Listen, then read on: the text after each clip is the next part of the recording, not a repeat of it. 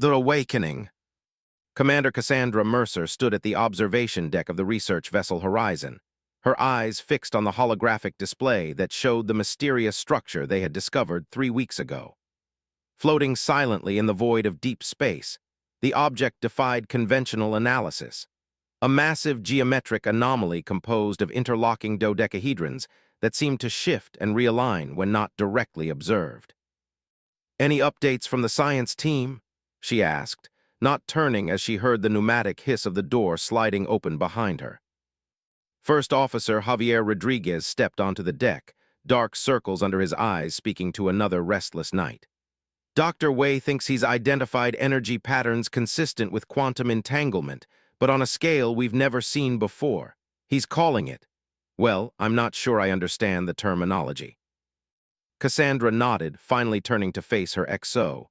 "You look terrible, Javier, still having those dreams." Javier hesitated, then nodded. "They're getting more vivid. Last night I heard voices speaking in languages I've never heard, yet somehow I understood. They were saying the veil must not be lifted. What sleeps beyond must remain forgotten. You should have Dr. Patel check you out. These dreams started the day after we began orbiting this thing," Cassandra said, gesturing toward the structure. "Could be radiation we haven't detected yet." The ship's intercom crackled. "Commander Mercer to Lab 3, Dr. Wei has made a breakthrough." Lab 3 buzzed with activity. Holographic projections filled the air with complex mathematical equations and three-dimensional renderings of the structure. Dr. Marcus Wei, the Horizon's chief scientist, paced excitedly between workstations, his slender frame practically vibrating with energy. "Commander, we've decoded part of the structure's surface patterns. They're not decorative or random, they're language. Multiple languages, in fact," Wei said, running a hand through his disheveled hair. "Languages, as in alien communications?" Cassandra asked, her interest piqued. Wei nodded vigorously. "At least 7 distinct linguistic patterns, though they all convey the same message. It's a warning, Commander." Director Alina Frost stepped forward from where she had been observing silently. As the corporate liaison for Vanguard Industries, which had funded the expedition, she rarely missed an opportunity to oversee new developments. "What kind of warning?" Frost asked, her voice carefully modulated to hide her excitement. Wei gestured to one of his assistants, who brought up a translation matrix on the main display. "The closest approximation in English would be, 'Beyond lies that which consumes. The gate remains sealed for the salvation of all that lives. To open is to invite extinction.'" A heavy silence fell over the lab.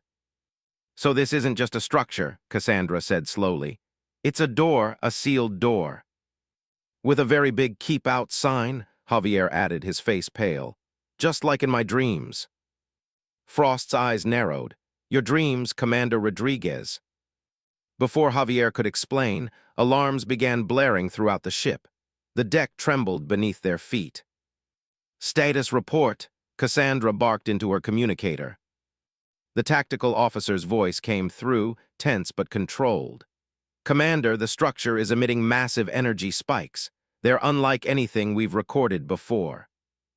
Cassandra turned to Wei. "Did you do something to trigger this?" The scientist shook his head, bewildered. "No, we've been passive observers, we haven't." "I authorized a low-level scan using the quantum resonator," Frost interrupted coolly. "We needed to accelerate our understanding." "Without consulting me." Cassandra's voice was dangerously quiet. Frost met her gaze unflinchingly. "The Vanguard board is growing impatient.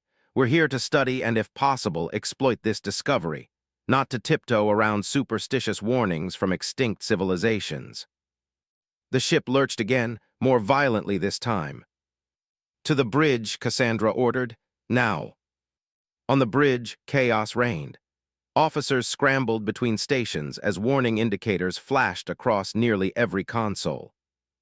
"The structure's energy output has increased by 400% and climbing," reported Lieutenant Nisha Khatri from Tactical.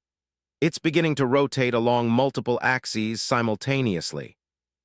"Pull us back to a safe distance," Cassandra ordered as she took her command chair.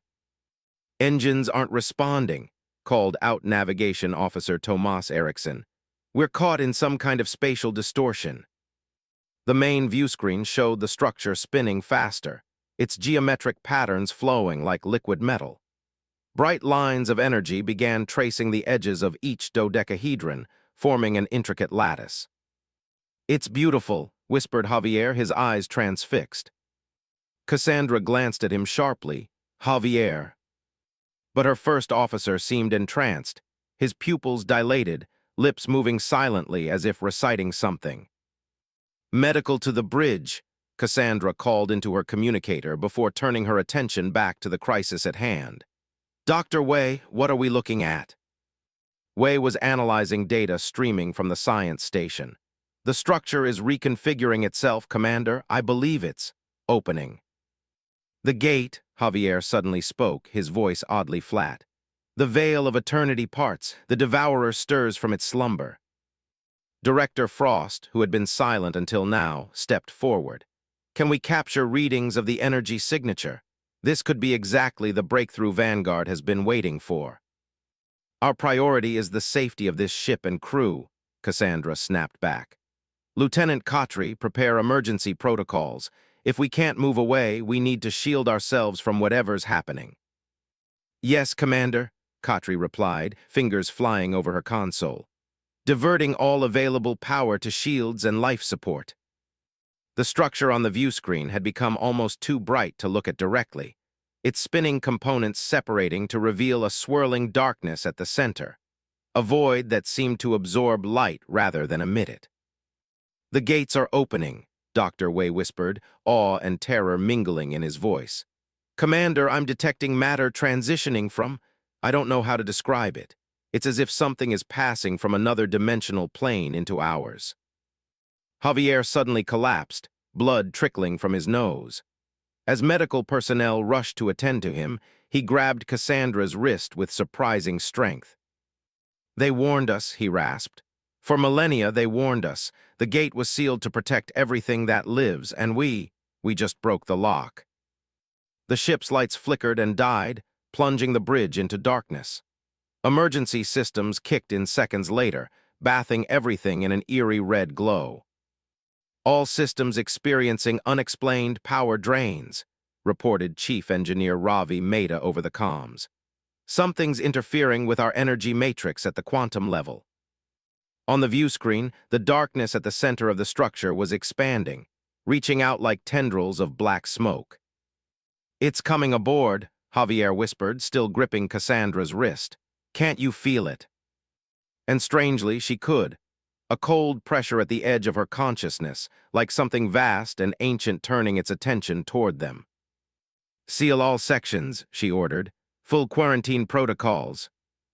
"Too late," Javier said, his eyes now completely black. "The devourer has found new hunting grounds after an eternity of imprisonment, and it hungers." The tendrils from the structure suddenly accelerated toward the horizon, enveloping the ship in darkness. Every system failed simultaneously as the temperature plummeted. In the terrible silence that followed, crew members began to scream. On the bridge, Cassandra watched in horror as something began to materialize before them, a shifting mass of darkness that seemed to absorb light and heat and hope itself. It had no fixed form, constantly flowing and reshaping, but somehow conveyed a terrible sentience. Director Frost stepped toward it, hand outstretched, her face a mask of rapturous greed. "The power, I can feel it. This will change everything." "Eleanor, don't," Cassandra began, but it was too late. The darkness enveloped Frost's hand, then her arm, then her entire body. For one terrible moment, her expression showed pure ecstasy, then transformed into agony as her form began to wither, age accelerating until she collapsed into dust. The entity grew larger, feeding on what it had taken from her. "The veil is torn," Javier intoned, now standing despite the medical officer's attempts to keep him down. His voice had changed, resonating with multiple harmonics. "The devourer awakens. The cycle of consumption begins anew." The darkness spread throughout the bridge, touching each crew member in turn. Some collapsed like frost, aging to dust in seconds. Others simply vanished as if they had never existed. Cassandra backed away, her mind racing for a solution, a way to save her crew, to undo what they had inadvertently started. "Javier, if you can hear me, what is this thing? How do we stop it?" Javier turned to her, his eyes now pools of swirling darkness like the void at the center of the structure. "I am not Javier anymore. I am the voice of the gate, chosen to herald the Devourer's return. But a fragment of what was Javier remains, enough to offer you this warning. What has begun cannot be easily ended. The seal, once broken, requires a terrible price to restore." The darkness continued to spread, flowing through the ship's corridors like a living flood, consuming everything in its path. "What price?" Cassandra demanded, even as she felt the cold touch of the entity brushing against her mind.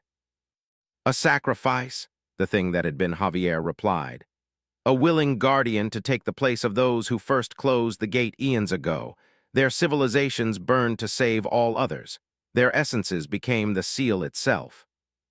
The ship groaned around them, metal and composite materials warping as if being digested from within. "Tell me how," Cassandra said, her voice steady despite her fear. "If there's a way to stop this, to save what's left of my crew, I'll do it." "The key and the lock must unite," replied the voice. "Find the guardian, seek the knowledge of those who came before. The path to salvation lies through sacrifice." The darkness surged forward, engulfing the remaining bridge crew in seconds. Only Cassandra remained untouched, protected by some unseen force emanating from Javier, or whatever he had become. "This vessel is lost," the voice announced. "But your journey has only begun, Commander Cassandra Mercer. You opened the gate in ignorance, now you must close it in wisdom." The darkness swallowed Javier completely, and then rushed toward Cassandra like a tidal wave of nothingness.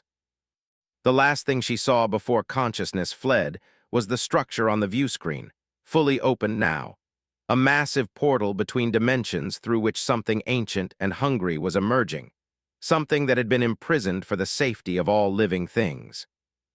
Something they had foolishly set free, the reckoning. The consciousness that had once been Guardian Coron stirred for the first time in 50,000 years. Ancient awareness flooded back into a form that had never truly slept, but had existed in a state of vigilant hibernation since the first sealing. "The veil is broken." The thought echoed through Coron's crystalline consciousness, shattering the peaceful stasis that had been both prison and purpose. The Guardian's form, a lattice of living energy contained within a humanoid shell of iridescent crystal, began to pulse with renewed vigor, illuminating the forgotten temple that had served as sanctuary for millennia. Coron rose from the meditation dais, movements fluid despite eons of stillness. The temple, hidden on a small moon orbiting a dying star at the edge of the galaxy, had been designed as both fortress and observatory. Now, its ancient systems activated in response to its occupants' awakening, holographic displays materializing to show the catastrophe unfolding across space. The Devourer was free again. Coron's crystalline features remained impassive, but the energy patterns within pulsed with concern. The sealing had required the sacrifice of Coron's entire civilization, the Luminar, along with 6 other elder races. They had given everything to contain the entity that threatened all life in the galaxy. And now, after so many ages, their sacrifice had been undone. By humans, always the curious ones, the reckless ones. The displays showed Coron everything, the research vessel, its scans, the activation of the gate. "So young a species," Coron spoke, voice resonating like crystal chimes. "So unaware of the darkness that dwells between stars." A new alert drew the Guardian's attention. Amid the spreading corruption emanating from the broken gate, a single life pod had escaped the research vessel. Within it, a human female lay unconscious, her mind touched by the Devourer yet somehow undevoured. Interesting, perhaps the weave of fate had not unraveled completely. Coron activated the temple's transport system. It was time to meet this human who had survived the Devourer's first hunger. Commander Cassandra Mercer awoke to a pounding headache and the disorienting sense of being watched. Opening her eyes, She found herself in a chamber unlike anything she had ever seen. Walls of some pearlescent material that seemed to shift colors with her breathing, illuminated by soft light with no discernible source. "The survivor awakens," came a melodic voice. Cassandra bolted upright, immediately regretting the sudden movement as pain lanced through her skull. When her vision cleared, she found herself staring at a being that defied human categorization, vaguely humanoid in shape, but composed of translucent crystal through which complex patterns of energy flowed like liquid light. Who are you?" She managed her throat dry. "I am Koron, last guardian of the seventh seal." The crystalline being stepped closer, studying her with faceted eyes that contained galaxies. "You may call me a jailer whose prisoner has escaped, thanks to your kind's interference." Memories flooded back, the structure, the darkness, her crew being consumed one by one. Javier transforming into something else. "The Devourer," Cassandra whispered. "You remember? Good." Koron gestured, and a floating orb of water appeared beside her. "Drink, then we must speak of what you have unleashed."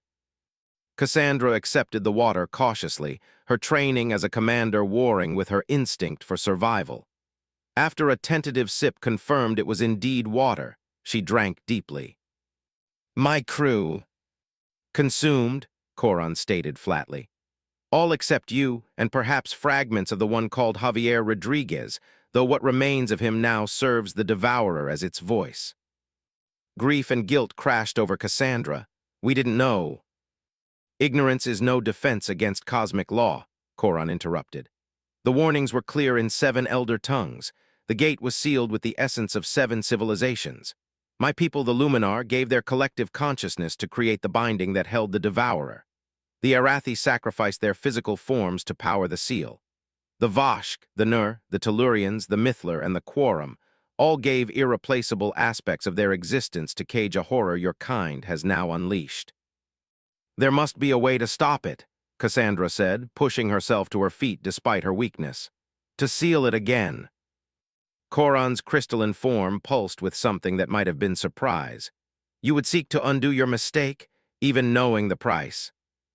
"Whatever it takes," Cassandra replied without hesitation. "I'm responsible for what happened." "Responsibility, an unexpected concept from your species." Koron moved to the center of the chamber, where a holographic display sprang to life, showing the spread of darkness from the broken gate. "The Devourer feeds on energy in all its forms, thermal, electrical, biological, even the energy of consciousness itself. It grows stronger with each consumption." The display zoomed out, showing nearby star systems. In one, a small colony world already showed signs of the Devourer's touch, its atmosphere darkening as life energy was systematically drained. "New Eden colony," Cassandra breathed. "Over 4,000 people." "Soon to be none," Koron stated. "The Devourer's hunger is limitless. It will consume until nothing remains, then move to the next system and the next. Your species calls this region of space the Orion Spur. Within one of your years, it will be a dead zone." "How do we stop it?" Koron's crystalline head tilted.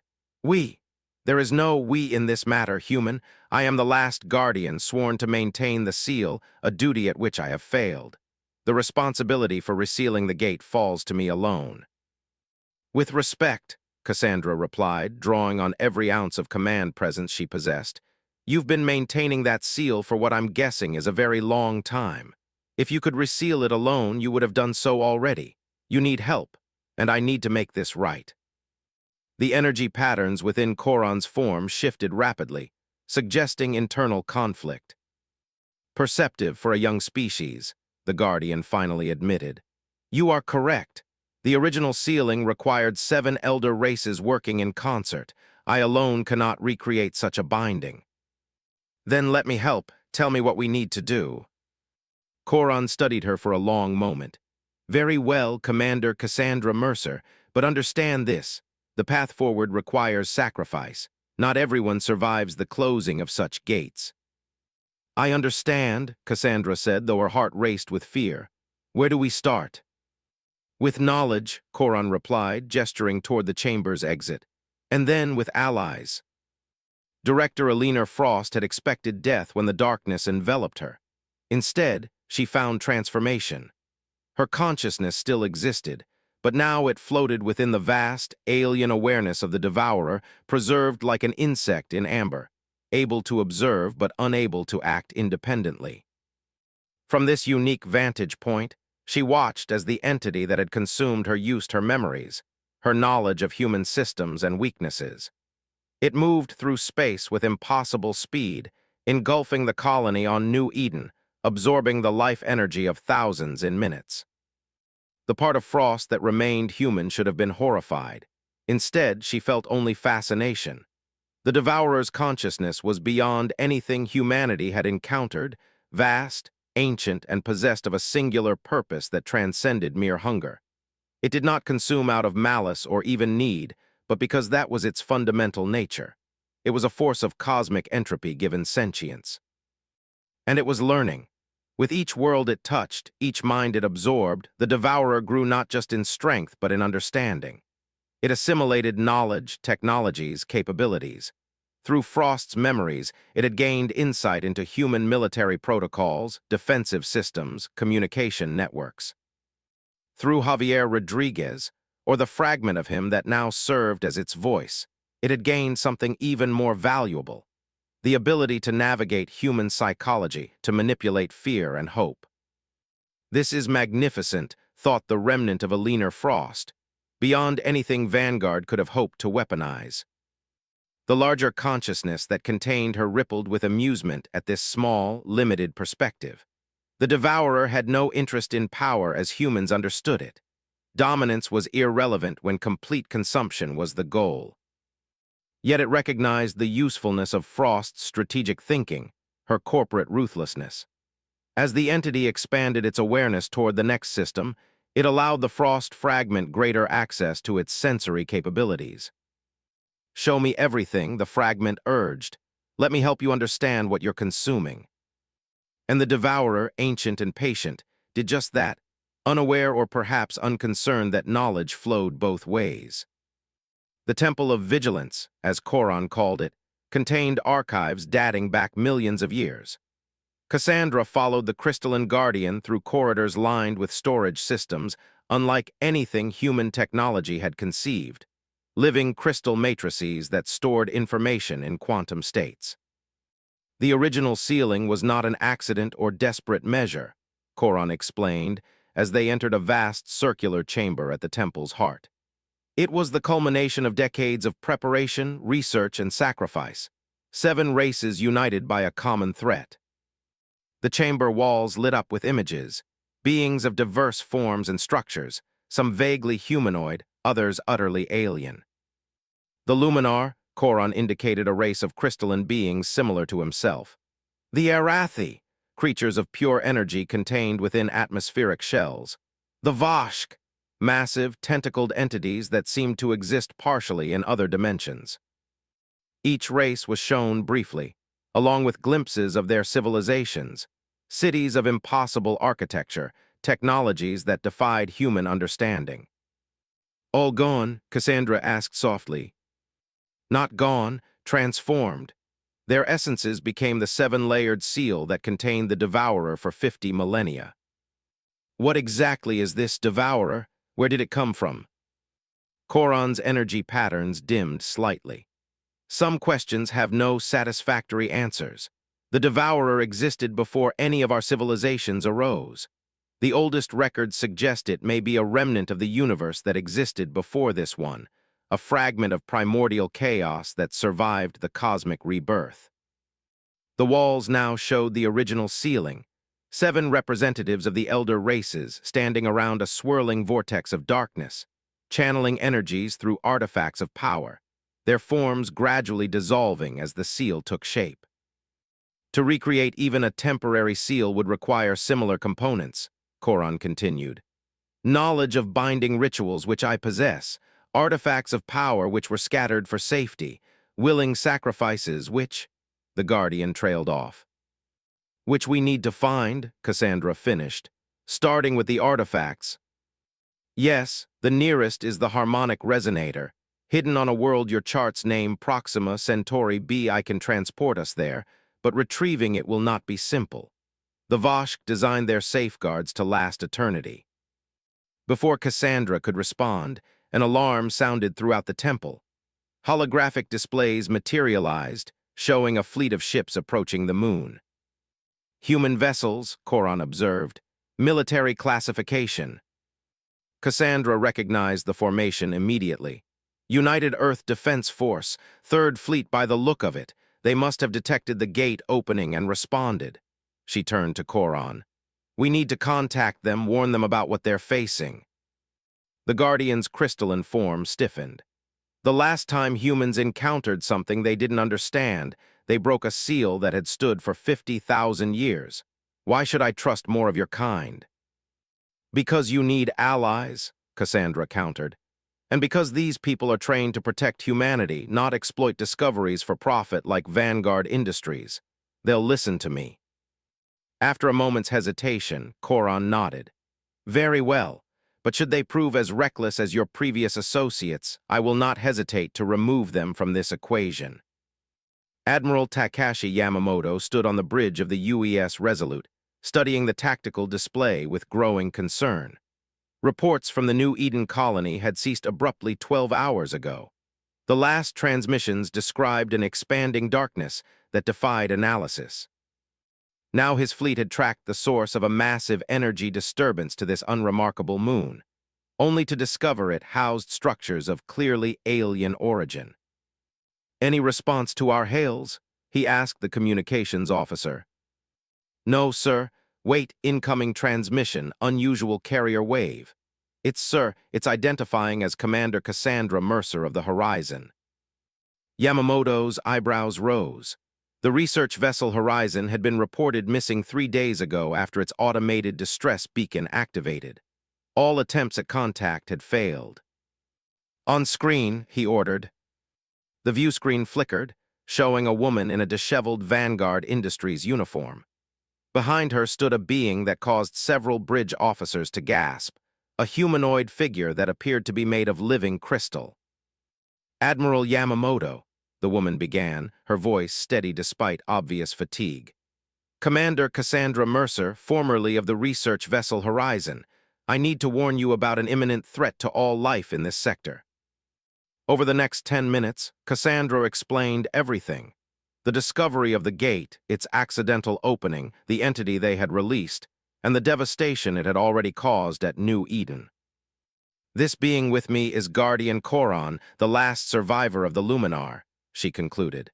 We're preparing to attempt to reseal the gate, but we need help. Yamamoto listened without interruption, his expression growing grimmer by the minute. When she finished, he turned to his science officer. Analysis.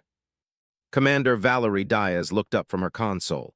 Her story correlates with the energy readings we've been tracking, Admiral, and the New Eden colony.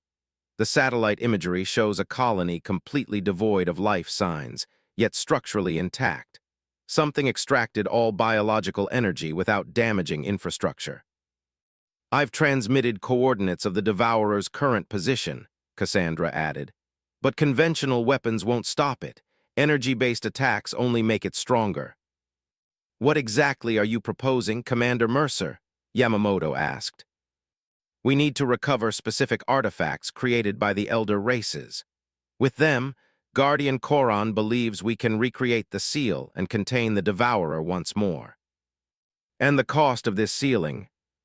Cassandra hesitated, then met his gaze directly. Hi, Admiral. The original seal required 7 civilizations to sacrifice aspects of their collective essence.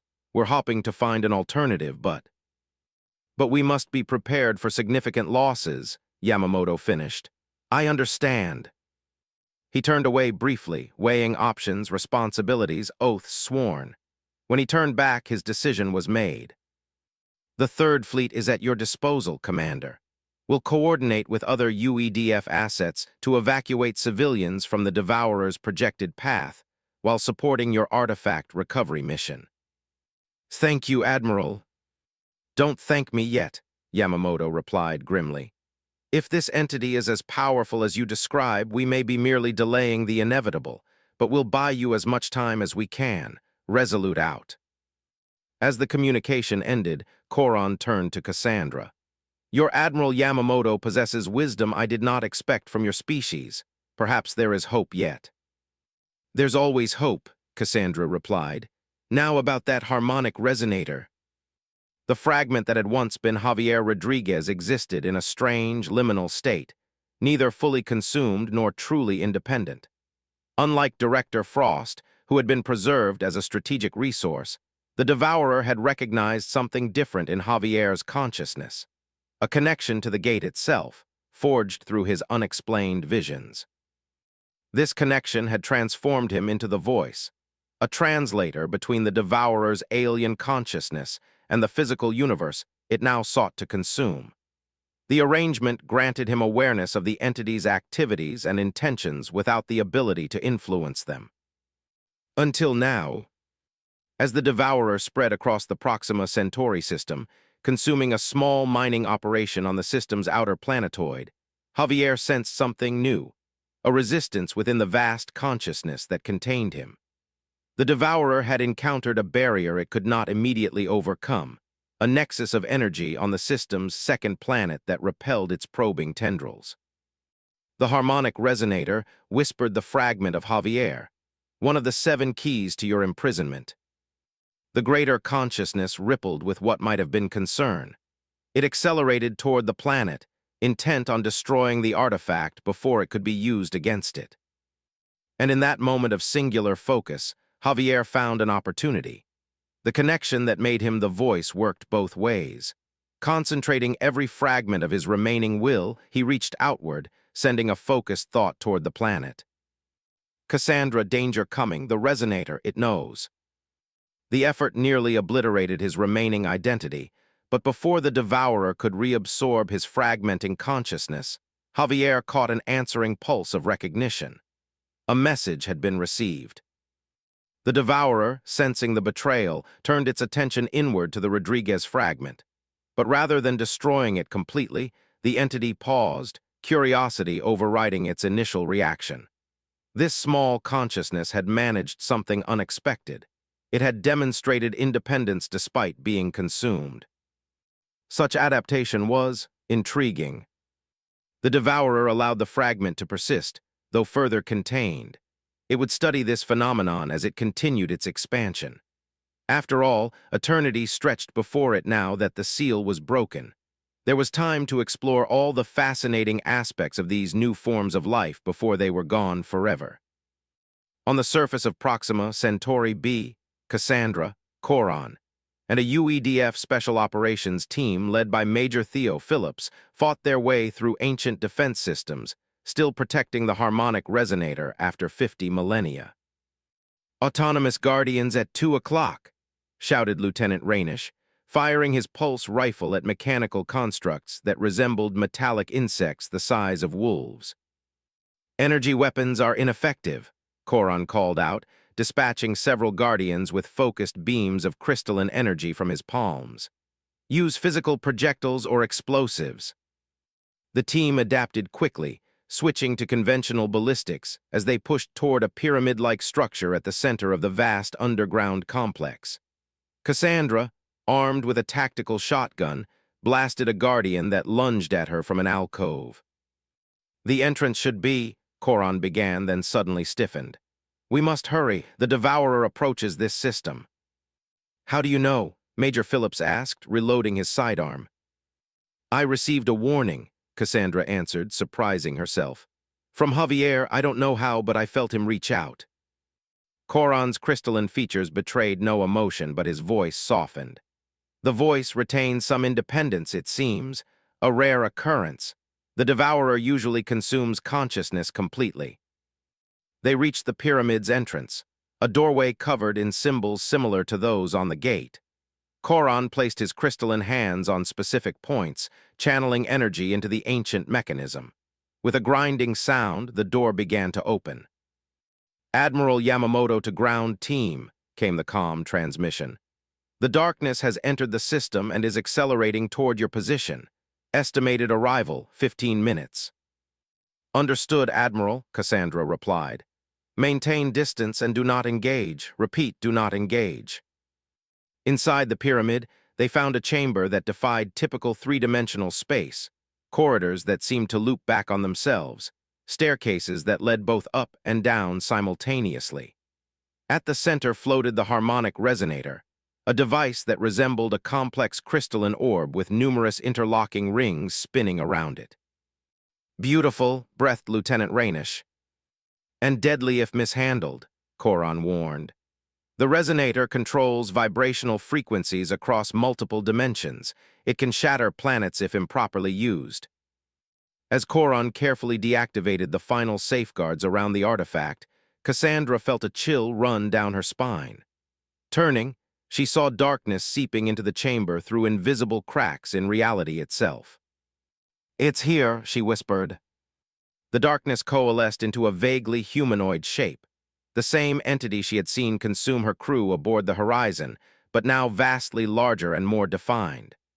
Within its shifting form, Cassandra caught glimpses of faces, hundreds of them, including crew members from the Horizon and Colon.